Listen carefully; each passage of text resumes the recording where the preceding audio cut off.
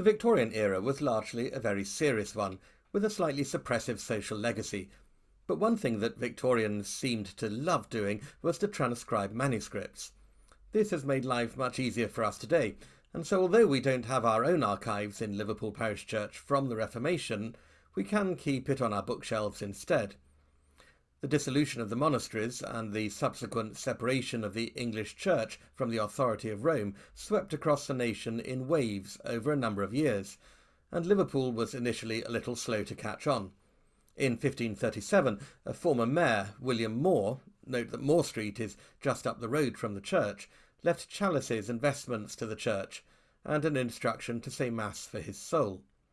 In the same year, Birkenhead Priory on the other side of the Mersey was dissolved, but Liverpool quickly employed one of the monks at the chapel. Chantries were private foundations whose wealth funded clergy to pray for the souls of their benefactors. There were 4 chantries at the Liverpool chapel. They were dedicated to St Mary, St John, St Nicholas and St Catherine.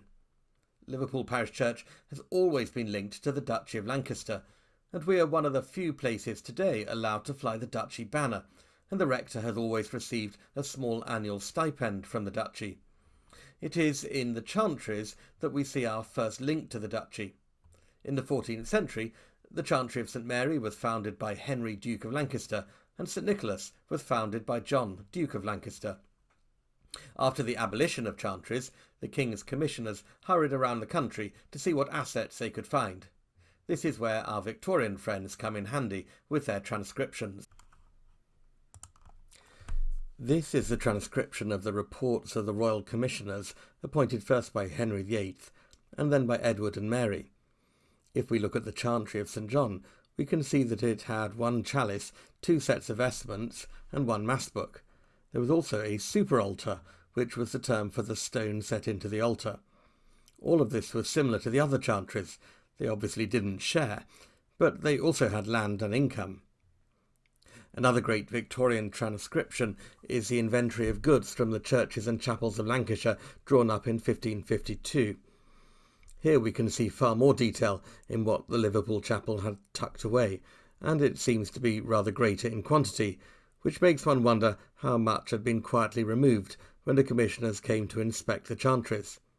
Even so, the official receiver seized and delivered to York 2 chalices, one of 13 ounces and the other of 7 ounces, from the chantries of Liverpool. The chantries also owned a lot of land. Here is some of the list of property owned by the Chantry of St Mary. The total income for this chantry alone was 113 shillings and 8 pennies. The disposal of chantry lands for the benefit of the Crown, or in the County Palatine, the Duchy of Lancaster, took place swiftly.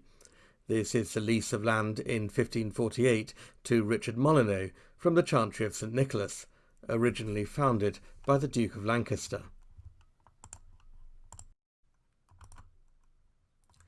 The Liverpool town books fill in the next part of the story with the redecoration of the church when Mary returned to the throne and restored papal authority to the English Church.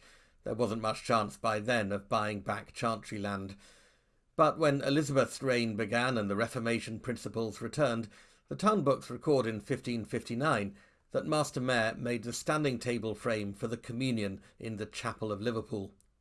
Stripped of its former wealth, but quietly making a transition to the new Church of England, Liverpool's church moved to the new religion with little fuss, but with the financial and political support of the town and the Common Council.